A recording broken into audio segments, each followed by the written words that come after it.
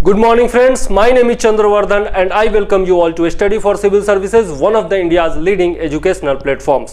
दोस्तों आज ज्योग्राफी का फर्स्ट लेक्चर शुरू कर रहा हूं। जी हां, ज्योग्राफी हम लोग पढ़ने वाले हैं आज और उसमें भारत का सामान्य परिचय देखेंगे। जी हां, कुछ सवाल ऐसे पूछ दिए जाते हैं जो एकदम नॉर्मल होते हैं लेकिन उनके आंसर हम लोग गलत कर जाते हैं। तो भारत के बारे में जानकारी होनी चाहिए, भारत और विश्व का भूगोल यदि आप पढ़ रहे हैं तो ये पहला वीडियो होगा, बेसिक वीडियो होगा। ज़्यादा देर नहीं लूँगा आपका, तुरंत में समाप्त करूंगा। आप लगातार हमारे साथ बने रहिए और यदि वीडियो पसंद आता है तो लाइक जरूर करिएगा। कमेंट में बोलिएगा कि आपको किस तरह के वीडियोज पसंद हैं या फिर किस तरह का कि इससे मदद कर सकते हैं हम आपकी। ये सब आप कमेंट में लिख सकते हैं। कुछ सुझाव हो, कुछ सलाह हो और तारीफ भी करनी हो तो कर सकते हैं। तारीफ किसको पसंद नहीं आती।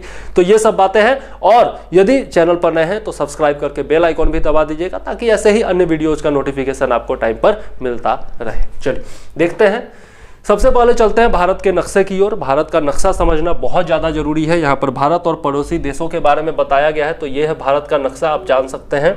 यहाँ पर देख सकते हैं आप, जम्मू कश्मीर है। ये है अपना जम्मू कश्मीर, जिसको कि भारत का मुकुट कहा जाता है। और उसी से लगा हुआ ये लद्दाख है।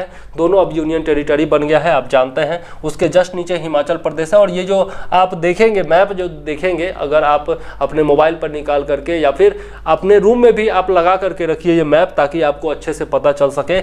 इधर सबसे पहले तो मैप को समझिए कि उत्तर ये जो होता है, ऊपर की तरफ जो होता है वो आपका नॉर्थ होता है। सबसे पहले ये समझना चाहिए कि ऊपर की ओर जो होता है वो आपका नॉर्थ होता है, नीचे की तरफ जो होता है वो आपका साउथ होता है। और जब मैप को सामने से देखेंगे तो राइट हैंड साइड पर जो होता है वो आपका ईस्ट होता है और लेफ्ट हैंड साइड पर जो होता है वो वेस्ट होता है। ठीक है, सबसे पहले ये समझिए।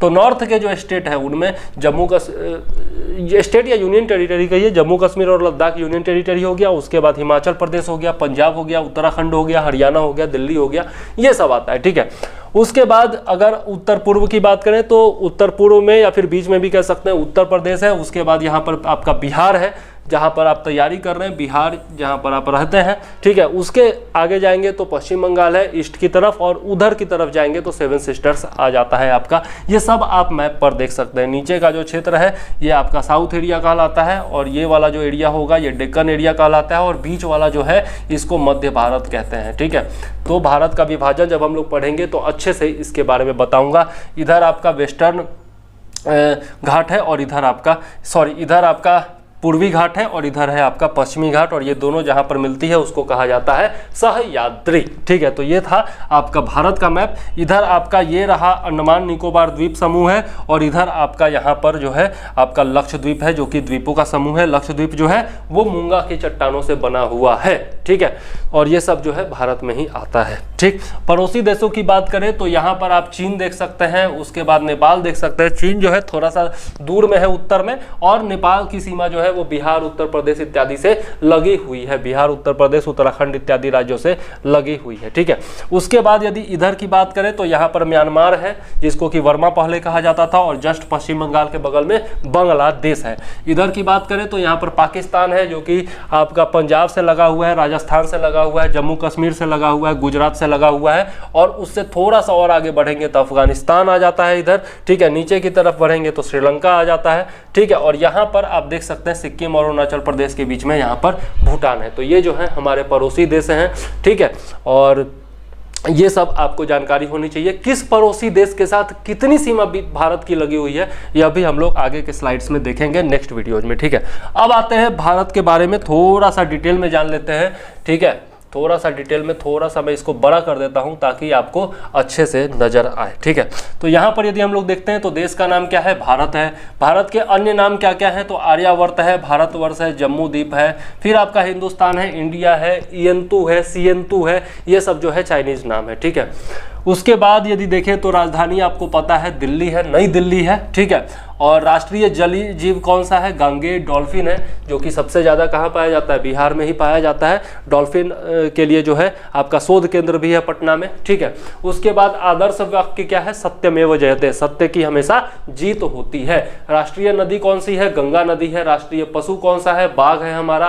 राष्ट्रीय पुष्प जो है वो कमल है। राष्ट्रीय विरासत पशु कौन सा है, हाथी है। ठीक है, और राष्ट्रीय ध्वज कौन सा है, तिरंगा, आप जानते ही हैं। राष्ट्रीय पक्षी जो है वो है मोर। राष्ट्रीय चिन्ह जो है वो सारनाथ का अशोक स्तंभ से लिया गया है, जिसमें 4 शेर हैं जो एक दूसरे की तरफ पीठ टिकाए बैठे हुए हैं, ठीक है। और एक चक्र भी है जिसको धम्म चक्र कहा जाता है, धम्म चक्र प्रवर्तन का वो द्योतक है। राज्यों की संख्या कितनी है? फिलहाल 8 है, पहले 28 है, पहले 29 हुआ करती थी, लेकिन जम्मू कश्मीर को और लद्दाख को जो है यूनियन टेरिटरी बना दिया गया। अब केंद्र शासित प्रदेशों की संख्या भी जो है वो 8 हो गई है, पहले ये भी 7 हुआ करती थी, लेकिन जम्मू कश्मीर और लद्दाख को यूनियन टेरिटरी बनाया गया तो राज्यों की संख्या 1 घट गई, 28 हो गई, और यहां से 2 बढ़ गई थी, 7 2 9 हो गई थी आपकी केंद्र शासित प्रदेशों की संख्या। लेकिन दादर और नागर हवेली और दमन और दीव दोनों को एक साथ मिला दिया गया, इसलिए फिर से संख्या कितनी आ गई?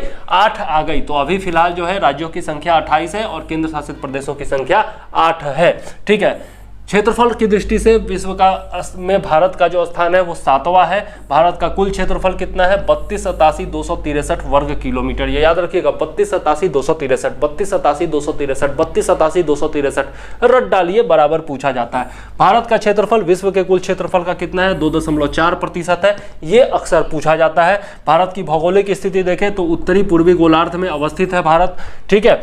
ज्यामितीय आकार देखें भारत का तो ये चतुष्कोणीय है। जी हाँ, भारत का आकार देखेंगे आप तो देख सकते हैं, आप भारत का मैप यदि देखेंगे तो आपको चतुष्कोणीय नजर आता है, क्वाड्रिलेटरल नजर आता है, ठीक है। उसके बाद यदि देखें तो भारत का अक्षांशीय विस्तार जो है वो 8 डिग्री 4 मिनट उत्तरी अक्षांश से लेकर 37 डिग्री 6 मिनट उत्तरी अक्षांश तक है। राष्ट्रीय वृक्ष की बात करें तो बरगद है, ठीक है।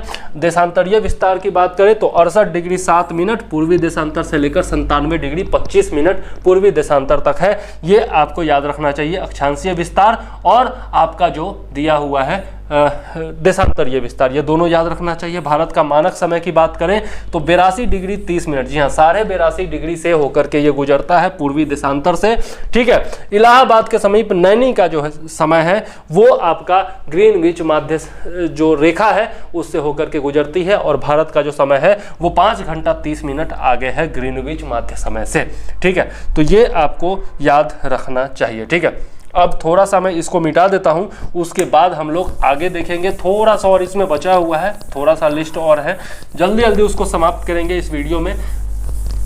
पढ़ाना जरूरी था, ये इसमें से 1 या 2 क्वेश्चन हो सकता है कि किसी भी एग्जाम में पूछ दिया जाए, तो ये बताना मेरे लिए आपको बताना जरूरी था, ठीक है। बाकी आपकी मर्जी है, आप देख सकते हैं। चलिए, राष्ट्रीय गान जो है वो जन गण मन है, ये आप जानते हैं। भौगोलिक विस्तार जो है यदि देखें तो लंबाई उत्तर से दक्षिण 3214 किलोमीटर है, और चौड़ाई यदि देखें तो पूरब से पश्चिम 2933 किलोमीटर है, यह भी आपको याद रखना चाहिए। राष्ट्रीय गीत कौन सा है? वंदे मातरम है। राजभाषा जो है वो हिंदी है। राष्ट्रीय लिपि जो है वो देवनागरी लिपि है। जनसंख्या की दृष्टि से विश्व में स्थान कौन सा है? दूसरा है। प्रथम स्थान पर कौन है? चीन है, ठीक है। प्रथम स्थान पर कौन है? चीन है, ठीक है।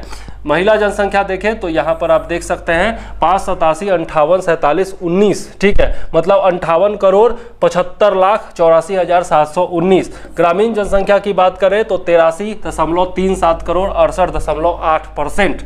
दशकीय जनसंख्या वृद्धि दर देखें तो 17.7। 2001 से 2011 की जनगणना, मतलब 2001 से लेकर 2011 में जो बढ़ा उसकी बात कर रहे हैं। जनसंख्या घनत्व की बात करें तो 382 व्यक्ति प्रति वर्ग किलोमीटर।